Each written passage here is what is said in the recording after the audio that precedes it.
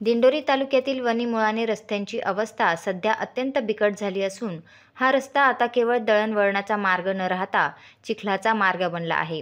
अवघ्या 5 किलोमीटरच्या या रस्त्याने स्थानिक नागरिक, शेतकरी आणि भाविकांना अक्षरशः वेठीस धरले आहे.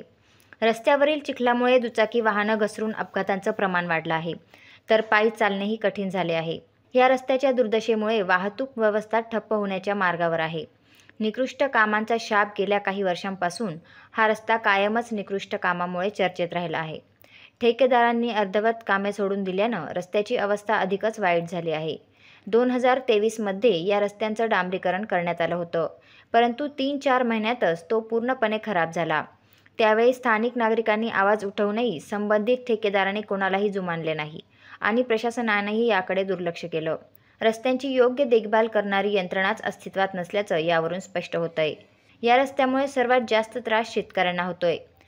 शेतीमाल मार्केटपर्यंत नेण्यासाठी त्यांना प्रचंड अडचणींचा सामना करावा लागतोय. तसंच मार्कंड ऋषी दर्शनासाठी जाणाऱ्या भाविकांनाही चिखलातून वाट काढत जावे लागतं. विद्यार्थ्यांचीही मोठी गैरसोय होत असून शाळेत जाणेही त्यांच्यासाठी एक आव्हान बनलं आहे. वणी, बाबापूर तसंच कळवण आणि चांदवड तालुक्यांना जोडणारा हा एक महत्त्वाचा रस्ता असूनही त्याच्याकडे दुर्लक्ष होत चाललेलं असल्यानं ही परिस्थिती चिंताजनक आहे.